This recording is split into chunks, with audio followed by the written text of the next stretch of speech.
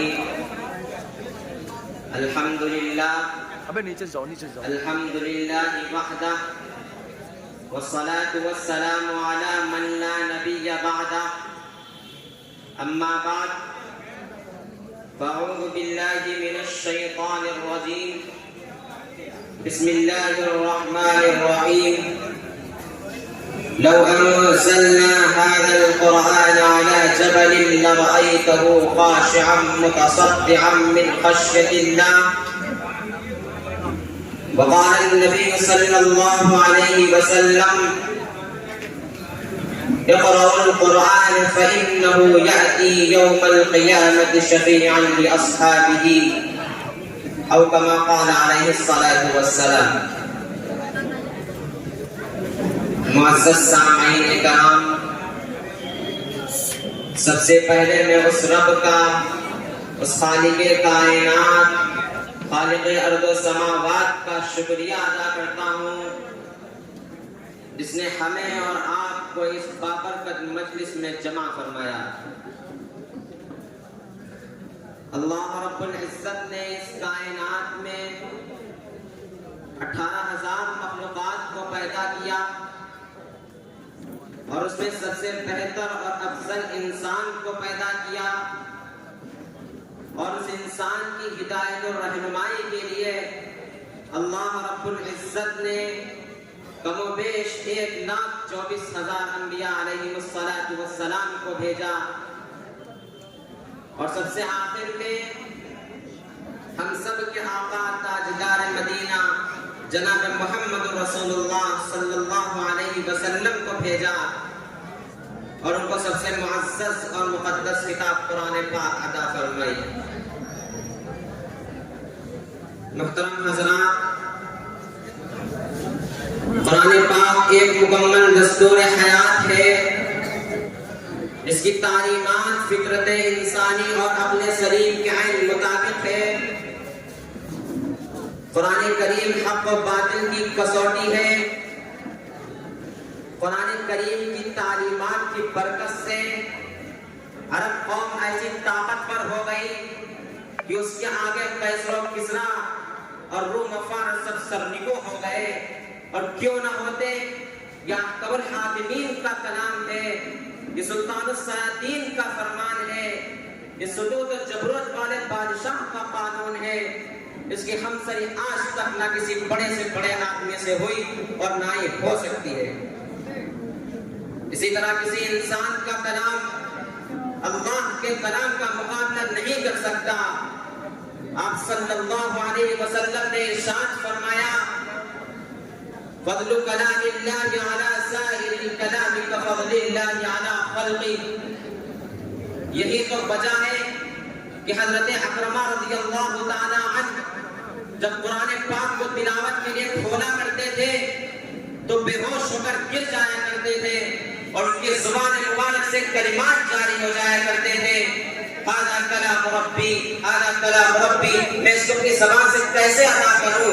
یہی وہ کتاب ہدایت ہے جس کے آنے کی خوشخبری تمام سابقہ انبیاء علیہ السلام نے دی. یہی وہ خدائی کلام ہے جو لوح المحفوظ میں تحریر ہے، اس کی حفاظت پر مقررین فرشتے مامور ہیں. یہی وہ آسمانی دستور حیات ہے جو کبھی مٹایا نہیں جا سکتا. یہی وہ قرآن ہے جس کو سن کر طفیل دوسی اور جبیر متعمد سے سب دل ایمان لانے پر مجبور ہو گئے. یہی وہ قرآن ہے جس کی حفاظت کا وعدہ خود اللہ رب العزت نے لیا. یہی وہ قرآن ہے جس کے وزن کو اٹھانے سے آسمان و زمین اور پہاڑوں کی چٹانوں نے انکار کر دیا. یہی وہ قرآن ہے جس کے حفاظت کا وعدہ خود اللہ نے لیا اور فرمایا اِنَّا نَحْنُ نَزَّلْنَا الذِّكْرَ وَإِنَّا لَهُ لَحَافِظُونَ. ہمیں نے اس قرآن کو نازل کیا اور ہمیں اس کی حفاظت کرنے والے ہیں. یہی تو وجہ ہے ہر زمانے میں قرآن کریم کو ختم کرنے کی کوشش کی گئی. انگریز ہندوستان آیا، تقریباً 3 لاکھ قرآن کریم کے نسخے نظر آتش کیے. کتنے علماء اور حفاظ کو پھانسی پر لٹکا دیا، لیکن قرآن کریم پر کسی قسم کے آنچ نہ آ سکی. آخر مجبور ہو کر انگریزوں کو کتوں کی طرح یہاں سے بھاگنا پڑا. تحریف سے پاک، شکوک و شبہات کی اس میں کوئی گنجائش نہیں. خالق دو جہان نے شروع میں فرما دیا ذالک الکتاب لا ریب کوئی شک و شبہ نہیں۔ قرآن پاک اللہ کی وہ عظیم امانت ہے، اس کو اللہ رب العزت نے آسمان پر پیش کیا تو لرز گئے، زمین پر پیش کیا تو کانپ گئی۔ اگر اللہ رب العزت اس کو پہاڑوں پر پیش کر دیتے تو ہمارے خوف و دہشت کے وہ چیخنے لگتے۔ قرآن نے خود اس کا نقشہ کھینچا ہے، فرمایا اِنَّا عَرَضْنَا الْأَمَانَةَ عَلَى السَّمَاوَاتِ وَالْأَرْضِ وَالْجِبَالِ فَأَبَيْنَ أَن يَحْمِلْنَهَا وَأَشْفَقْنَ مِنْهَا وَحَمَلَهَا الْإِنسَانُ۔ اللہ تبارک و تعالیٰ ارشاد فرماتے ہیں ہم نے اس امانت کو آسمان اور زمین اور پہاڑ پر پیش کیا تو انہوں نے اس کو اٹھانے سے انکار کر دیا، ڈر گئے، کانپنے لگے، لیکن انسان نے اس امانت کو اٹھا لیا۔ اور آسمان اور زمین اس کے وزن کو اٹھاتے ہیں کیسے؟ قرآن کے وزن کو تو دیکھو، اللہ رب العزت نے آپ صلی اللہ علیہ وسلم کے بعثت مقصد کو بیان کرتے ہوئے فرمایا وَيُعَلِّمُهُ الْكِتَابَ وَالْحِکْمَةَ کہ آپ صلی اللہ علیہ وسلم لوگوں کو علم و حکمت کی باتیں سکھاتے ہیں۔ محترم حضرات، مفسرین حضرات لکھتے ہیں یہاں پہ کہ یہاں آیت کریمہ میں کتاب سے مراد کیا ہے؟ جواب دیتے ہوئے فرمایا یہاں آیت کریمہ میں کتاب سے مراد وہ ہے جس کی تعریف لا رقب ولا یابس الا فی کتاب مبین سے کی گئی ہے، جس کی خشکی اتر میں کچھ ایسا نہیں جو اس میں نہ ہو۔ کائنات کے سارے خزانے، قیامت کے تمام علوم، سب کچھ اللہ رب العزت نے اس میں جمع فرما دیا، گویا کہ اللہ رب العزت نے سمندر کو کوزے میں سمیٹ کر رکھ دیا۔ امت مسلمہ کے دھڑکتے دلوں اسی طرح اگر قرآن فساد و بلاغت کے میدان میں آتا ہے تو عرب کے فصیح و بلیغ لغت کے اسرار و رموز جاننے والے عاجز آ جاتے ہیں۔ جب دشمنان اسلام نے قرآن کی تکذیب کی، قرآن نے معجز ہونے کا دعویٰ کیا اور یوں چیلنج کیا وَإِن كُنتُمْ فِي رَيْبٍ مِّمَّا نَزَّلْنَا عَلَىٰ عَبْدِنَا فَأْتُوا بِسُورَةٍ مِّن مِّثْلِهِ وَادْعُوا شُهَدَاءَكُم مِّن دُونِ اللَّهِ إِن كُنتُمْ صَادِقِينَ۔ اگر تم کو شک ہے اس کتاب میں جو ہم نے محمد صلی اللہ علیہ وسلم پر اتارا اور تم یہ گمان کرتے ہو کہ محمد خود اس کو لا کر کے لاتے ہیں تو تم اسے ایک صورت ہی لا کر پیش کر دو، اپنے ساتھ اپنے معبودان باطلہ کو ساتھ لے لو اور ان کا تعاون لے کر اجتماعی طریقے پر ہی ایک صورت پیش کر دو۔ پھر جب اس کا مثل نہ بن سکا تو اللہ رب العزت نے ایک حتمی فیصلہ سنا دیا اور فرمایا وَلَن تَفْعَلُوا، اے دنیا کے انسانوں تو قیامت تک اس کا مثل نہیں پیش کر سکتے۔ ایک وقت تھا جب عمر رضی اللہ تعالیٰ عنہ اپنی بہن اور بہنوئی کو ایمان لانے کی پاداش میں مار رہا تھا، لیکن جب قرآن سنتا ہے تو حالت بدل جاتی ہے اور رو رو کر کہتا ہے اے ایمان لانے والوں، عمر کے گلے میں رسی ڈال کر مکہ کی گلیوں میں گھسیٹتے ہوئے آقا کے قدموں میں ڈال دو۔ حقیقت ہے بڑے بڑے فصاحِ عرب قرآن سن کر اس کی جادو بیانی اور سرانگیزی کا مقابلہ نہ کر سکے۔ تو فیض دوسی ان کے ایمان لانے کا واقعہ عجیب و غریب ہے۔ یہ اپنے قبیلے کا سردار تھا، شعر و ادب کا استاد تھا، لغت عرب پر پورا عبور رکھتا تھا۔ جو یہ قرآن کریم کے چند الفاظ سنے تو فوراً نبی کا دیوانہ ہو گیا اور اپنے آپ کو ہمیشہ کے لیے دامن رسالت سے وابستہ کر دیا۔ اسی طرح جبیر مطعم رضی اللہ تعالی عنہ آپ صلی اللہ علیہ وسلم کی خدمت میں حاضر ہوئے، اتفاق کے بعد کہ آپ قرآن پاک کی تلاوت فرما رہے تھے۔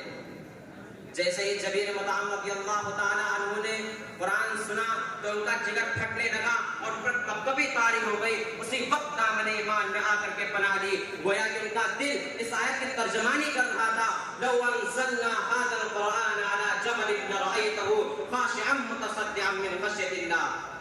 اور یہ بھی اس کتاب کا اعجاز ہے کہ اس کی حفاظت کا وعدہ خود اللہ رب العزت نے لیا اور فرمایا انا نحن نزلنا الذکر وانا له لحافظون، ہمیں نے اس قرآن کو نازل کیا اور ہمیں اس کی حفاظت کرنے والے ہیں۔ یہی تو وجہ ہے کہ 1400 سال کا عرصہ گزر گیا، کسی قسم کی تحریف نہ آ سکی، جبکہ ہر زمانے میں فرعون وقت نے اس کو مٹانا چاہا۔ ابو جہل نے اپنی ساری زندگی اسی کام میں خرچ کر دی، عیسائیوں نے اپنی تدبیریں کی، یہودیوں نے اپنی مکاریاں کی، تاتاریوں نے کتنے مسلمانوں کو موت دی، ہندوستان میں ظالم انگریزوں نے کتنے علماء کو شہید کر دیا اور کتنے قرآن کریم کے نسخے نظر آتش کیے، اور آج فرعون وقت کیا کچھ نہیں کر رہا۔ لیکن شاید ان کو معلوم نہیں جب اللہ رب العزت کسی چیز کی حفاظت کرنے پر آتا ہے تو اللہ پرندوں سے کام لے لیتا ہے۔ سنا تو ان کو اصحاب فیل کی ہلاکت کا واقعہ، اللہ خود دشمنوں سے کام دے لیتا ہے. بتلا دو ان کو نوح علیہ السلام کی کشتی کا واقعہ، حضرت موسیٰ علیہ السلام کا واقعہ کہ کس طرح فرعون کی گود میں پل رہے ہیں. دوستو اگر آپ بھی دونوں جہان میں کامیابی چاہتے ہو اور عذاب قبر سے پناہ چاہتے ہو تو قرآن کو سینے سے لگانا ہوگا. دوستو آج قرآن تو ہماری گھروں کی زینت بنا ہوا ہے. مہینوں ہو جاتے ہیں، سالوں ہو جاتے ہیں، قرآن کریم کو دیکھنے کی توفیق نہیں ہوتی، پڑھنے کی توفیق نہیں ہوتی، دیکھنے کی دور کی بات نہیں. پھر آفات کیوں نہ آئے، برکتیں کہاں سے آ جائیں؟ قرآن کو تو ہم نے چھوڑ دیا، قرآن کو تو ہم نے بنا دیا.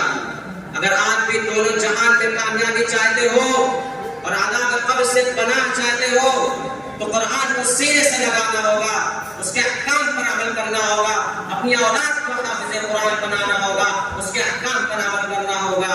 یہ نسخہ شفا ہے، اس کو عمل میں لانا ہوگا. دعا کیجیے رب کریم ہمیں اور آپ کو قرآن پاک کی سمجھ عطا فرمائے اور عشق نبی عشق قرآن عطا فرمائے. وآخر دعوانا الحمد للہ رب العالمین.